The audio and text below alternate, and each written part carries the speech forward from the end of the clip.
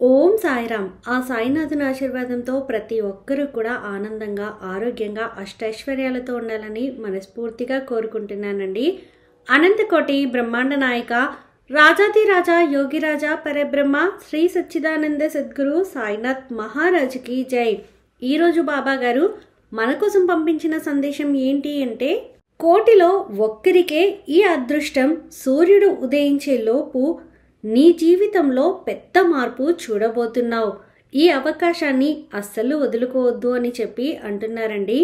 బాబా గారి సందేశం వినడానికన్నా ముందు చాలామంది గురువుగారి గురించి అడుగుతున్నారండి. ఈ గురువుగారు ఎంతో అనుభవం ఉన్నవారు. చెప్పింది చెప్పినట్టుగా ఖచ్చితంగా జరిగి తీరుతుంది. ఎటువంటి సమస్యలకైనా సరే ఆయన చేసే పూజల ద్వారా మీకు పరిష్కారాన్ని చూపిస్తారు. శ్రీ షిరిడి సాయిబాబా ఆశీస్సులతో జాతకం చెప్పబడును. Phone number 8519906851. గురువుగారి పేరు శివరామరాజు గారు. ఫోన్ ద్వారానే జ్యోతిష్యం చెప్పబడును. వ్యాపారం, ఉద్యోగం, రాజకీయం, ప్రేమ, పెళ్లి, సంతాన సమస్యలు, భార్యాభర్తల మధ్య కలహాలు, కుటుంబ సమస్యలు, సంతాన సమస్యలు, ఆరోగ్య సమస్యలు, లక్ష్మీ శాంతి, ధనశాంతి లేకపోవట, మీకు ఎటువంటి సమస్యలున్నా పరిష్కారం చేయబడును. ధన వశీకరణం, స్త్రీ వశీకరణం, పురుష వశీకరణం 100% చేయబడును. వెంటనే గురువుగారిని సంప్రదించి మీ సమస్యలకి పరిష్కారాన్ని పొందండి. ఇక బాబా గారు పంపించిన సందేశం అర్థమవడం కోసం ఒక చిన్న కథ వినండి. ఒక ఊరిలో నాగరాజు అనే వ్యక్తి ఉండేవాడు. అతను చాలా బద్ధకస్తుడు. భార్య ఎంతగా చెప్పినా కూడా బద్ధకాన్ని మాత్రం అస్సలు వదిలేవాడు కాదు.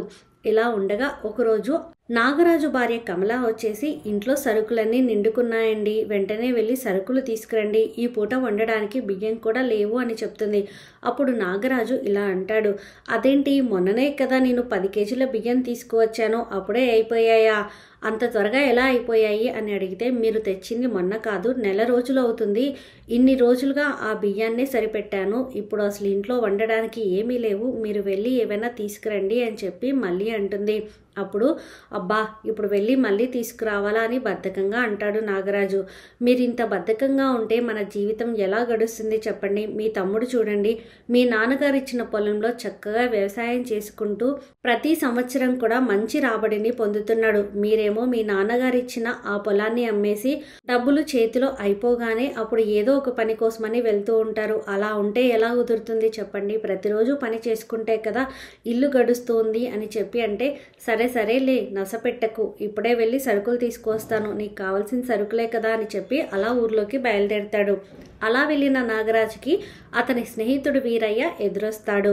ఎక్కడికి వెళ్తున్నావు వీరయ్య అంటే, ఈ ఊరి జమీందారు గారి పొలంలో కొబ్బరి బొండాలు దించడానికి పనికి రమ్మని చెప్పి పిలిచారు. అంతేకాదు మిగతా పొలాల్లో కన్నా జమీందారు గారు ఒక 2 రెట్లు ఎక్కువ కూలీనే ముట్ట చెప్తారు కాబట్టే వెళ్తున్నాను అని చెప్పి అంటే, సరే నీతో పాటు నేను కూడా పనికి వస్తాను అంటాడు నాగరాజు. వీరయ్య ఆశ్చర్యపోతూ, ఏంటి, చేతిలో డబ్బులు ఏమైనా అయిపోయాయి ఏంటి, నువ్వు పనికి వస్తాను అంటున్నావు అని చెప్పి అంటాడు. అదేం లేదులే, సరే నీతో పాటు నేను పనికి వస్తాను, నేనెందుకు పని చేయను, మీరందరూ కలిసి నన్ను మరీ బద్ధకస్తుల్లా మార్చేస్తున్నారు అని చెప్పి వీరయ్యతో పాటుగా నాగరాజు కూడా కొబ్బరి బొండాలు దించడానికి పొలంలోకి పల్లికి వెళ్తాడు. చెప్పినట్టుగానే 2 రెట్లు ఎక్కువ కూలీని ఇస్తాడు జమీందారు. తర్వాత ఇంటికి తిరిగి వచ్చే సమయంలో వీరయ్య నాగరాజుతో అంటాడు, నాగరాజు, ఈ పని ఇంకో 1 వారం రోజులు ఉంటుంది, నువ్వు తప్పకుండా వస్తావు కదా అంటే, సరే తప్పకుండా వస్తాను, ఈ 1 వారం రోజులు పని చేస్తే ఇంకో 2 నెలలు ఇంట్లో హాయిగా పడుకోవచ్చు అని చెప్పి మనసులో అనుకున్న నాగరాజు, ఎందుకు రాను, ఎక్కువ కూలీ వస్తుంది కదా, ఈ 1 వారం రోజులు ఖచ్చితంగా వస్తాను అని చెప్పి ఆ 1 వారం రోజులు కూడా శ్రద్ధగా పనికి వెళ్తాడు. ఎందుకంటే ఆ 1 వారం రోజులు పని చేస్తే మిగతా 2 నెలలు హాయిగా ఇంట్లో పడుకోవచ్చు అన్న ఉద్దేశంతో. రోజు పనికి వెళ్తున్న తన భర్తని చూసి కమల కూడా ఎంతో సంతోషిస్తుంది. కానీ మనసులో ఇంకో పక్క భయం ఉంటుంది. ఎన్ని రోజులు వెళ్తాడో ఏంటో ఈ మనిషి, ఇలాగే రోజు వెళ్తే బాగుండు అని చెప్పి అనుకుంటుంది. ఆ భగవంతుడిని వేడుకుంటుంది, నా భర్తకి పని చేసేటటువంటి బుద్ధిని ఇవ్వండి అని. ఇలా 1 వారం రోజులు గడిచిన తర్వాత మళ్ళీ ఇంట్లోనే ఉండడం మొదలు పెడతాడు నాగరాజు. అయితే ఆ ఊర్లో ఒక రామయ్య అనే వ్యక్తి ఉంటారు. ఆయన వాళ్ళ ఇంట్లోని ఆడవాళ్ళు ఊరి చివరికి వెళ్ళి వేరే వారి బావి నుంచి నీళ్లు తెచ్చుకోవడం నచ్చక మన ఇంట్లో బావిని తవ్విద్దాము అని చెప్పి తన పాలేరుతో అంటాడు. అప్పుడు పాలేరు నాగరాజు బావులు తవ్వడంలో చాలా అనుభవం ఉన్నవాడు, చాలా బాగా తవ్వుతాడు. అంటే ఆ నాగరాజు పని పాట చెయ్యడు కదా సరిగ్గా, ఎప్పుడూ కూడా బద్ధకంగా ఇంట్లోనే పడుకొని ఉంటాడు. అలాంటి వ్యక్తి వద్దులే, వేరే కూలీలను చూడమని అంటే, లేదయ్యా, నాగరాజు ఈ పనిలో మంచి అనుభవం, అలాగే పనిమంతుడు కూడా. నాగరాజు తవ్వినట్టుగా బావిని ఈ చుట్టుపక్కల ఊర్లలో ఎవ్వరూ కూడా తవ్వలేరు అని చెప్పడంతో సరే పాలేరుతో ఇలా చెప్తాడు రామయ్య, నాగరాజుకే కబురు పంపించు అని. తర్వాత రోజు నాగరాజుకి కబురంది ఆ రామయ్య ఇంటికి వస్తాడు. అప్పుడు రామయ్య నాగరాజుతో ఇలా అంటాడు, నా ఇంటిలో బావి తవ్వాలి, ఎంత ఖర్చు అవుతుంది అని చెప్పి.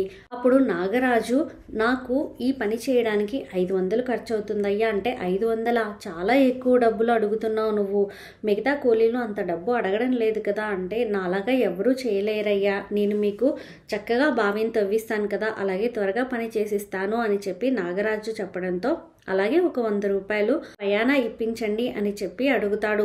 పని మొత్తం చేసిన తర్వాత తీసుకోవచ్చు కదా నాగరాజు అంటే, లేదయ్యా, నాకు కొన్ని అవసరాలు ఉన్నాయి, మీ పని నేను పూర్తి చేసి పెడతాను కదా అని చెప్పి రామయ్య గారి దగ్గర 100 రూపాయలు తీసుకుని వెళ్తాడు నాగరాజు. తర్వాత ఒక 4 రోజులు పనికి వస్తాడు. అప్పుడు రామయ్య నాగరాజుతో ఇలా అంటాడు, ఒక్కడివే ఎందుకని ఇంత కష్టపడుతున్నావు, నీతో పాటు సహాయంగా ఇంకెవరైనా కూలీలను తెచ్చుకోవచ్చు కదా అంటే, ఇదేమంత పెద్ద పని కాదులేండి అయ్యా, కూలీలను తెచ్చుకుంటే వారికి ఎక్కువ సొమ్ము చెల్లించాల్సి వస్తుంది, అందుకే నేను ఒక్కడినే చేస్తున్నాను అంటాడు.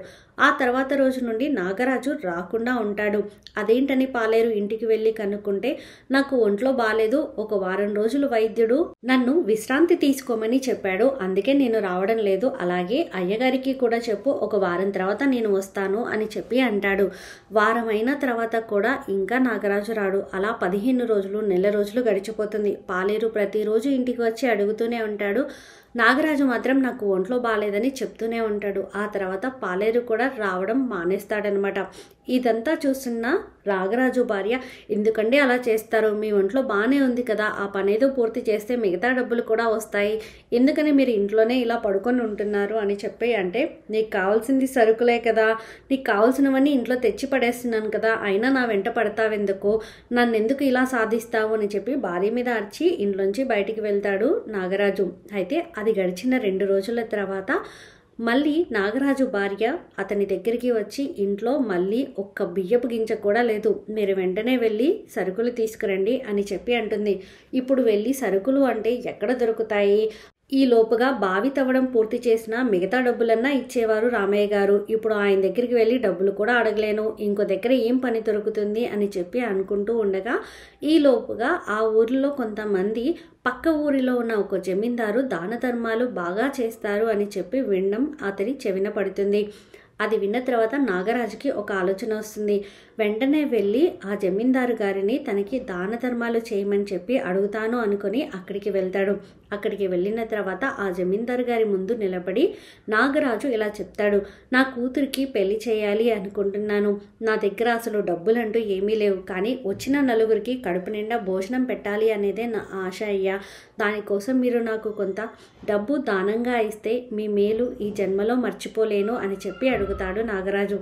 దానికి ఆ జమీందారు ఇలా చెప్తాడు, చాలామంది నా దగ్గరికి వచ్చి అవసరం ఉందని చెప్పి డబ్బులు తీసుకుని వెళ్తున్నారు, కానీ వాళ్ళు మోసం చేస్తున్నారని ఆ తర్వాత నాకు చాలామంది వచ్చి చెప్తూ ఉన్నారు, కాబట్టి నీ కూతురు పెళ్ళి అంటున్నావు కాబట్టి నీకు సహాయం చేయాలని నాకు ఉంది, కానీ నీకు డబ్బు రూపంలో నేను సహాయం చేయలేను, నీ కూతురు పెళ్ళికి వచ్చిన వారికి భోజనం పెట్టాలి అంటున్నావు కదా, దానికి కావాల్సినటువంటి సామాగ్రిని అంతా నేను నీకు ఇచ్చి పంపిస్తాను, దాంతో నీ కూతురు పెళ్ళి నువ్వు మంచిగా చేసుకో అని చెప్పి ఆ జమీందారు భోజనాలకి కావాల్సినటువంటి బియ్యము, పప్పులు, ఉప్పులు, కారాలు అన్ని సరుకులు ఇచ్చి పంపిస్తాడు. అంతేకాదు పెళ్లి ముందు రోజు వచ్చి కూరగాయలకు కావాల్సిన డబ్బు కూడా తీసుకుని వెళ్ళమని, లేదా కూరగాయలు మా తోటలో పండినవి ఉంటే అవి నీకు ఉపయోగపడతాయంటే అవి తీసుకువెళ్ళమని చెప్తాడు.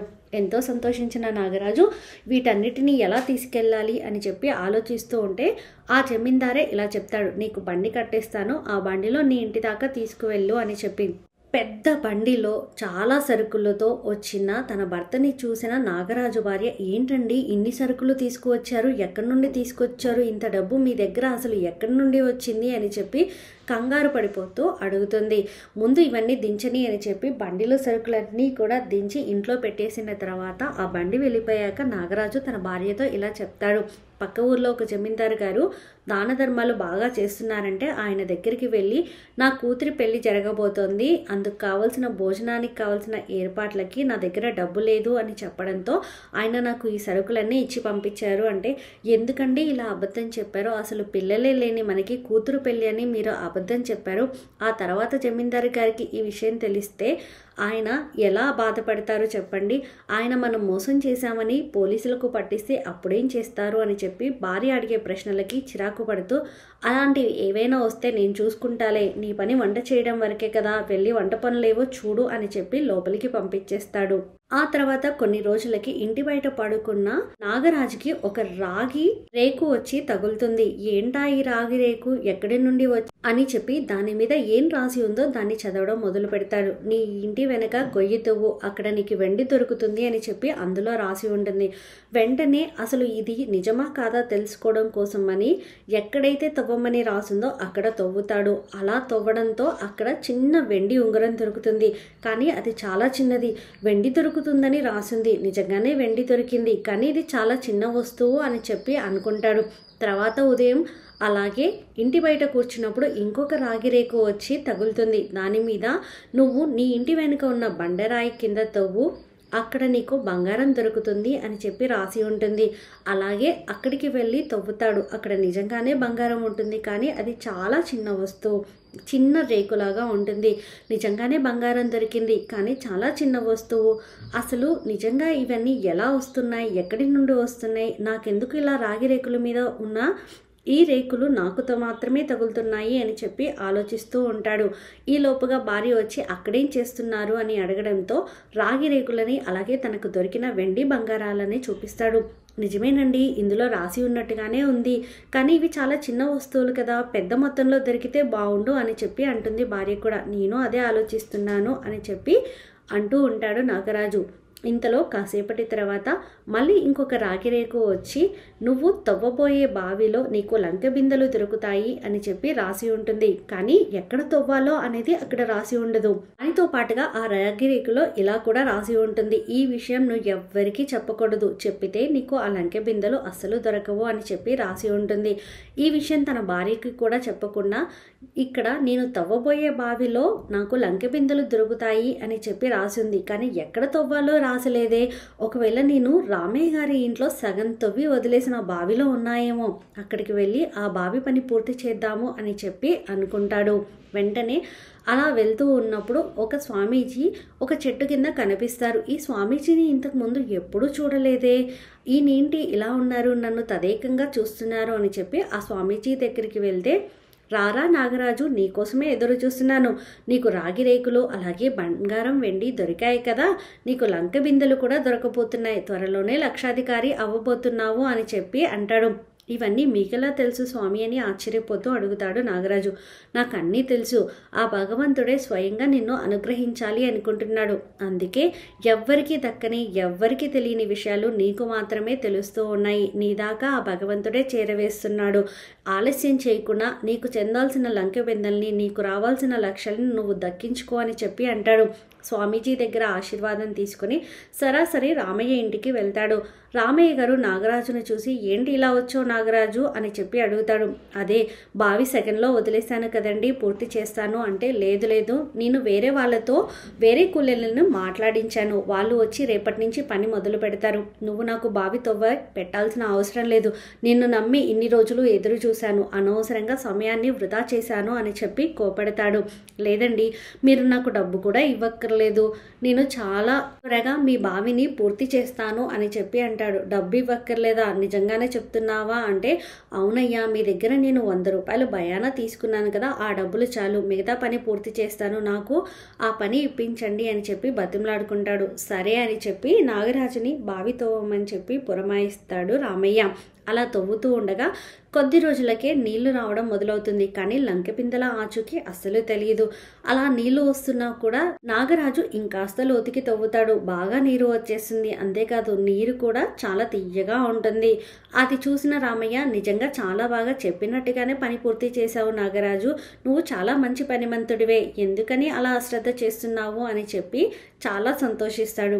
అంతేకాదు ముందు డబ్బులు వద్దన్నా కూడా తర్వాత ఒక 50 రూపాయలు నాగరాజుకి ఇచ్చి పంపిస్తాడు.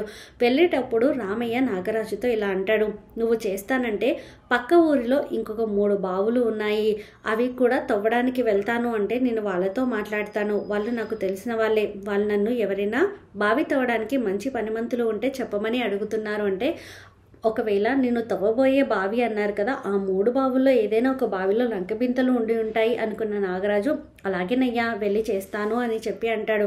అలా ఆ పక్క ఊరికి వెళ్ళి 3 బావులను కూడా తవ్వుతాడు.